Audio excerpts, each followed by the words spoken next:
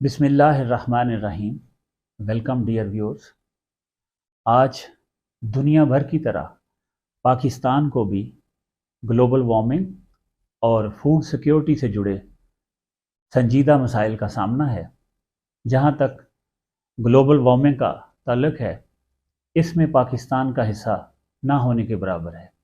जहाँ तक food security से जुड़े मसाइल का ताल्लुक है, उसकी मुख्तलिफ वजूहात हैं। एक तो हमारी आबादी तेज़ी से बढ़ी है, और फिर हमने अपने ज़रूरी शोबे पर उस तरह से तवज्जो नहीं दी जिस तरह से देने की ज़रूरत थी, और हमने अपने किसान को उस तरह से इंसेंटिव्स नहीं दिए जो उसका हक बनता था।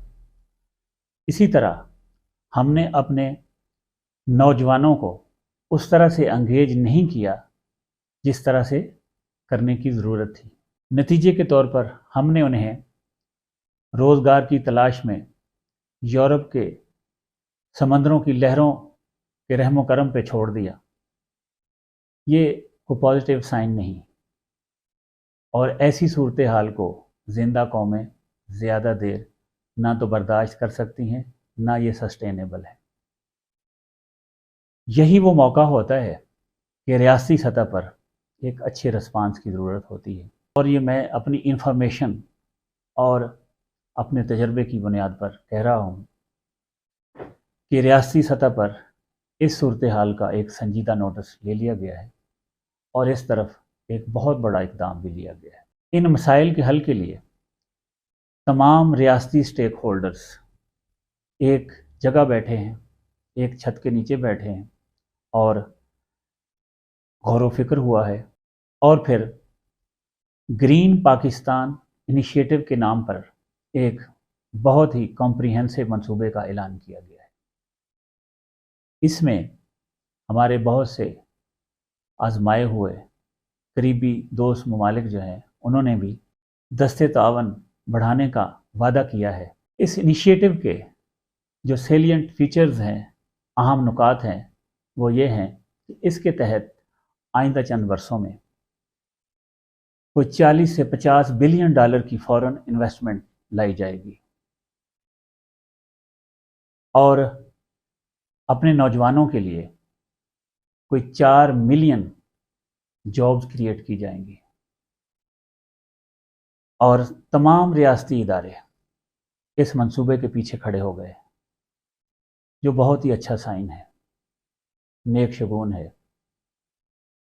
अब हम ये देखेंगे कि क्या पाकिस्तान के ज़रूरी शोबे में ये पोटेंशियल है कि वो इस कॉल पे पूरा उतरे, इसको सही तरीके से रिस्पॉन्ड करे, और जिन लोगों ने ये प्लान बनाया है उनकी तवक्कुआत पे पूरा उतर सके। तो मैं पूरी उम्मीद से और पूरे यकीन से कह सकता हूँ कि पाकिस्तान के ज़रूरी शोबे में ये पोटेंशियल मौजूद है। अल्हम्दुलिल्लाह।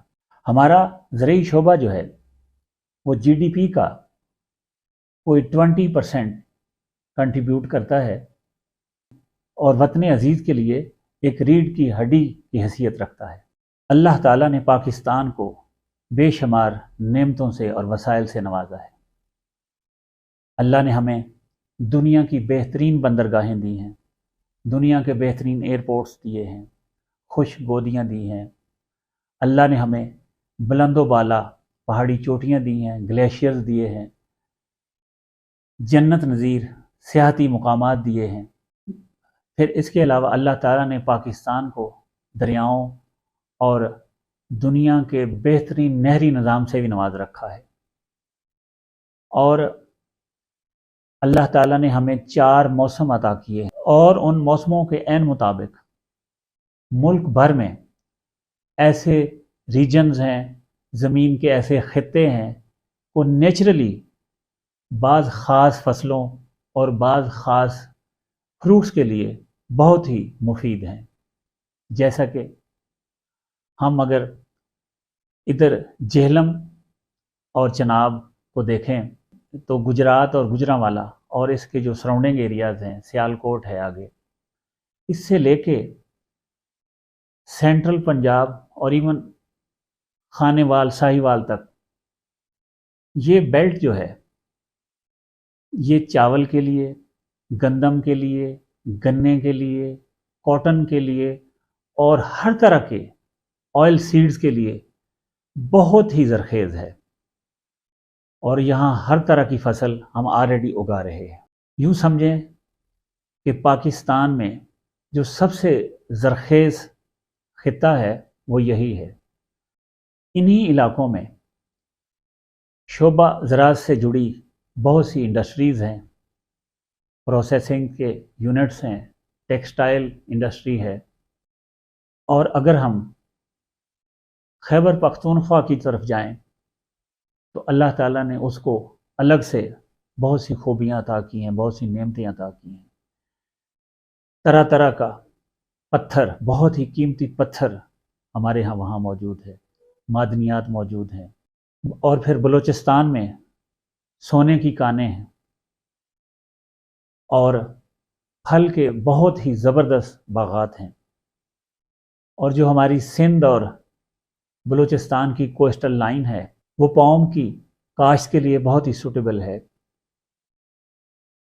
آگے چلیں تو یہ ملتان، رحیم یار خان، بہاولپور، جنوبی پنجاب کے جو جتنے علاقے ہیں، اور آگے سندھ، یہاں دنیا کے بہترین آم پیدا ہوتے ہیں، دنیا کی بہترین کھجور پیدا ہوتی ہے۔ پھر جو ٹھنڈے علاقے ہیں اور کچھ بلوچستان کے ایسے علاقے ہیں جیسے مستونگ وغیرہ ہے، وہاں دنیا کا بہترین انگور پیدا ہوتا ہے۔ تو کیا کیا میں گنوں؟ Just name and find the commodity. اللہ تعالیٰ نے ہر نعمت سے پاکستان کو نوازا ہے۔ اس بیک گراؤنڈ کو سامنے رکھ کے ہم دیکھیں تو کوئی وجہ نہیں ہے کہ ہم یہ جو ٹارگٹس ہیں ان کو اچیو نہ کر سکیں۔ آخر میں جو سب سے اہم ایریا ہے وہ ہے ایگزیکیوشن کا، جہاں اکثر ڈیولپنگ کنٹریز مار کھا جاتے ہیں۔ اس ایریے میں کسی سستی کی کوئی گنجائش اب باقی نہیں۔ ٹاپ مینجمنٹ سے لے کے تمام ایگریکلچر کے ادارے، ایکسٹینشن کے ادارے، اور اس پلان کی ایگزیکیوشن میں جڑے اور دوسرے ادارے جو ریونیو سے متعلق ہو سکتے ہیں، یا پھر یہ کہ فیسیلیٹیشن میں آگے جو ڈسٹرکٹ مینجمنٹس ہیں، تحصیل سطح کی مینجمنٹس ہیں، ان سب کا رول بہت ہی کریٹیکل ہے۔ اور اب میں تو یہ کہوں گا کہ وقت ضائع کرنے کے لیے ہمارے پاس نہیں ہے۔ ان چیلنجز کو میٹ کرنے کے لیے ایک ہی راستہ ہے، سنگل راستہ، کہ یہ جو نیا کنسیپٹ ہے ون ونڈو سروس اور ڈور سٹیپ پہ، یہ صرف کہنے کی باتیں نہیں ہونی چاہیے، یہ صرف فائلوں میں نہیں ہونی چاہیے۔ اب وقت آ گیا ہے کہ اس کو کر کے دکھایا جائے۔ تمام ان پٹس، چاہے وہ آسان قرضوں سے ریلیٹڈ ہوں، وہ سستی کھادوں سے ریلیٹڈ ہوں، وہ ملاوٹ سے پاک زرعی ادویات سے ریلیٹڈ ہوں، اور چاہے وہ معیاری سیڈ کی فراہمی سے متعلق ہوں، یہ ساری سہولتیں اب ہمیں اپنے کسان تک، جو اینڈ یوزر ہے، اس تک خود لے کے پہنچنا پڑے گا۔ اور پھر اس انیشیٹو کو امپلیمنٹ کرنے کے لیے کوئی نئے ادارے بنانے کی ضرورت نہیں، ادارے ہمارے پاس پہلے ہی بہت موجود ہیں۔ ہمارے پاس پی اے آر سی ہے، ہمارے پاس این اے آر سی ہے، ہمارے پاس وہ چکوال والا باری انسٹیٹیوٹ ہے، پھر فیصل آباد میں ہمارے پاس ایوب ایگریکلچر ریسرچ سینٹر ہے، ہمارے پاس فیصل آباد میں ہی نپجی اور نیاب جیسے بہت ہی انٹرنیشنل لیول کے زرعی ریسرچ کے ادارے ہیں۔ خود ایگریکلچر یونیورسٹی فیصل آباد بہت اچھا کنٹریبیوشن کر رہی ہے آلریڈی۔ ان سب کو موبیلائز کرنے کی ضرورت ہے۔ یہاں دنیا کے ٹاپ کے سائنسدان بیٹھے ہیں ایگریکلچر کے، ان کی اس تحقیق کو اب فیلڈ میں لے جانے کی ضرورت ہے، اس کو ایگزیکیوٹ کرنے کی ضرورت ہے۔ اگر یہ ہم نے سب کچھ کر لیا تو کوئی وجہ نہیں کہ ہم ٹارگٹس اچیو نہ کر سکیں۔ پھر یہ بات بہت ہی خوش آئند ہے کہ چائنا جیسا ہمارا جو آئرن برادر ہے، جس کی دوستی کی اکثر باتیں کی جاتی ہیں کہ وہ ہمالیہ سے اونچی ہے، سمندروں سے گہری ہے اور شہد سے میٹھی ہے، وہ اس معاملے میں ہمارے ساتھ آن کھڑا ہوا ہے۔ چائنا نے آلریڈی اپنے جو ڈیزرٹس ہیں ان کو بہت ہی اچھے طریقے سے آباد کیا ہے۔ اس کے پاس ٹیکنالوجی بھی ہے اور نو ہاؤ بھی ہے اور ولنگنس بھی ہے۔ ہم اس کے تجربے سے اور وسائل سے فائدہ اٹھا سکتے ہیں، اور جو زمینیں ہمارے پاس غیر آباد ہیں ان کو بھی آباد کر سکتے ہیں، اور جو آباد ہیں ان کا بہتر استعمال یقینی بنا سکتے ہیں۔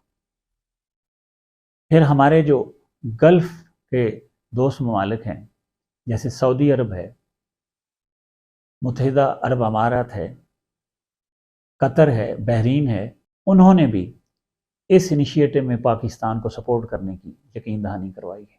اس کے علاوہ ترکی، یو کے اور اسپین نے بھی دلچسپی کا اظہار کیا ہے۔ میں آپ کو یہاں بتاتا چلوں کہ یہ جو گلف کے ممالک ہیں وہ معدنیات سے تو بھرے پڑے ہیں، اس میں کوئی شک نہیں ہے، مگر ان کے پاس پاکستان جیسا زرعی شعبہ نہیں ہے۔ تو ہمارے لیے ایک بہت ہی زبردست اپرچونٹی یہاں بنتی ہے کہ ہم ان کی معدنیات سے فائدہ اٹھائیں۔ ان کے پاس وسائل کی کمی نہیں ہے، وہ انویسٹمنٹ دے سکتے ہیں، ہمیں وہ انویسٹمنٹ اشور کرنی چاہیے۔ لیکن ساتھ یہ بھی نوٹ کرنے کی بات ہے کہ وہ سالانہ تقریباً 40 سے 50 بلین ڈالرز کے فوڈ آئٹمز درآمد کرتے ہیں، اور اگر وہ یہ جس انویسٹمنٹ کی ہم بات کر رہے ہیں، اگر وہ 40 سے 50 بلین ڈالر سارے مل کے پاکستان میں ایک ہی دفعہ انویسٹ کر دیں تو یہ ون ٹائم انویسٹمنٹ ہے۔ اس کے بدلے میں ہم ان کو بہت ہی کوالٹی کے فوڈ آئٹمز فراہم کر سکتے ہیں، ان کی خوراک کی ضرورتیں پوری کر سکتے ہیں۔ اس سے نہ صرف ہمارا زرعی شعبہ پاؤں پہ کھڑا ہو جائے گا، ہماری جو غیر آباد زمینیں ہیں وہ آباد ہو جائیں گی، اس سے ہمارا کسان بھی خوشحال ہوگا، اور ہماری ایگریکلچر پروڈکٹس جو ہیں وہ معیاری بھی ہوں گی، اور ہماری پر ایکڑ جو ییلڈ ہے وہ بھی بوسٹ کرے گی۔ اگر ہم اس گرین پاکستان انیشیٹو کو کامیابی سے امپلیمنٹ کرنے میں کامیاب ہو جاتے ہیں تو پاکستان میں ضرورت کے مطابق شجر کاری بھی ہو جائے گی، ہمارا کورڈ ایریا جو جنگلات کا ہے وہ بھی بہتر ہو جائے گا، گلوبل وارمنگ کے ایشوز بھی سیٹل ہو جائیں گے، اور جو ہمارا زراعت کا شعبہ ہے یہ بھی ترقی کرے گا، اور یہی وہ راستہ ہے جو ہمیں فوڈ سیکیورٹی کی طرف بھی لے جاتا ہے اور اکنامک سیکیورٹی کی طرف بھی لے جاتا ہے۔ اور جب ہم فوڈ سیکیورٹی اور اکنامک سیکیورٹی کا ٹارگٹ اچیو کر لیں گے تو یوں سمجھیں کہ ہم نیشنل سیکیورٹی کا ٹارگٹ بھی اچیو کر لیں گے انشاءاللہ۔ اسی کے ساتھ میں آپ سے اجازت چاہوں گا۔ اللہ نگہبان۔